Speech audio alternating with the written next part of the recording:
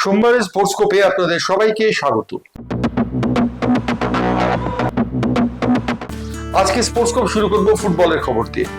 All India football federation সিদ্ধান্ত নিয়েছে federation কাপকে পুনরুদ্ধার করার, অর্থাৎ আবার চালু হবে federation cup. Federation cup football চালু হওয়ার সঙ্গে সঙ্গে একটা প্রশ্ন উঠে গেছে আইএসএল এর ভবিষ্যৎ নিয়ে। কিন্তু ফুটবল ফেডারেশন জানিয়েছে যে আইএসএল নির্ধারিত সময়ের পরে এবার শুরু হবে, অর্থাৎ সবার আগে হবে ডুরান্ড কাপ, ডুরান্ড কাপের পর হবে ফেডারেশন কাপ এবং ফেডারেশন কাপের পরে হবে আইএসএল। অর্থাৎ আইএসএল প্রতিবার যে 17 সেপ্টেম্বর শুরু হয়, এবার তা সেপ্টেম্বরের শেষ দিকে শুরু হবে বলে জানিয়েছে all India football federation. ISL এর যে উদ্যোক্তা এফএসডিএল অর্থাৎ ফুটবল স্পোর্টস ডেভেলপমেন্ট লিমিটেডের সঙ্গে এএফএ চুক্তি নবীকরণ হয়ে গিয়েছে এবং আইএসএল যথারীতি সেপ্টেম্বরের শেষে অনুষ্ঠিত হবে।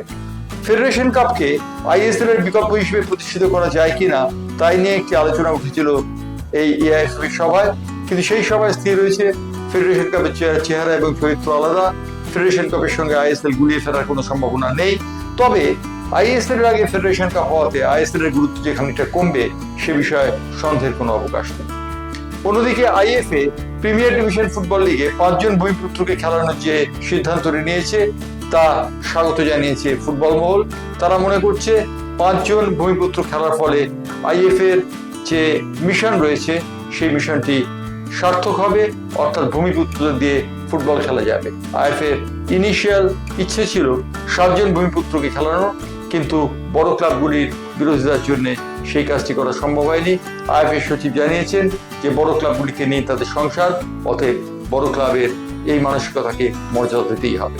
অর্থাৎ 5 জন খেলোয়াড় ভূমিপুত্রকে নিয়ে শুরু হবে প্রিমিয়ার ডিভিশন ফুটবল লিগ।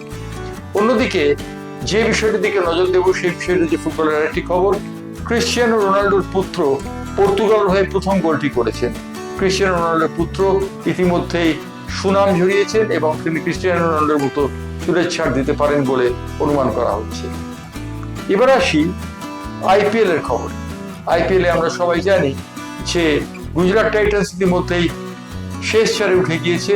শেষ চারে ওঠার দাবিদার তারা হয়ে গিয়েছে এবং সেই সঙ্গে তারা সঙ্গে নিয়ে গেছে পাঞ্জাব কিংস 11কে এবং রয়্যাল চ্যালেঞ্জার্স বেঙ্গালুরুকে। যদিও দুটি দলেরই 2টি করে খেলা বাকি এবং গুজরাট টাইটান্সের 2টি খেলা বাকি। 2টি খেলার পর তারা 22 পয়েন্ট নিয়ে গ্রুপ শীর্ষে থাকতে পারে কিনা তা নির্ভর করবে অনেকখানি। তার কারণ আইপিএল এ দেখা গেছে যে প্রথম 4টি দল কারা হবে, কারা কার বিরুদ্ধে খেলবে তা নির্ধারিত হয় গ্রুপ লিগের পরেই। অতএব গ্রুপ লিগের খেলা সম্পূর্ণ শেষ না হলে এ বিষয়ে শেষ কথা বলা যাবে না।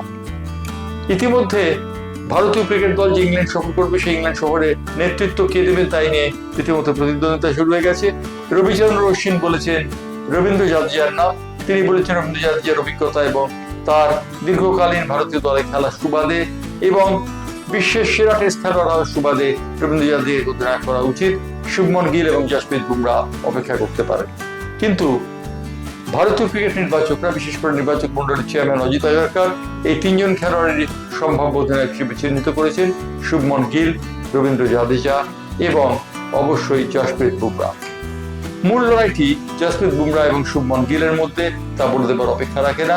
তবে মনে করা হচ্ছে শুভমন গিলকেই ভারতীয় দলের অধিনায়ক হিসেবে বৃত করা হবে। এই ছিল আজকে স্পোর্টস্কোপের খবর। স্পোর্টস্কোপ নিয়ে আবার ফিরবো আগামীকাল, অর্থাৎ মঙ্গলবার।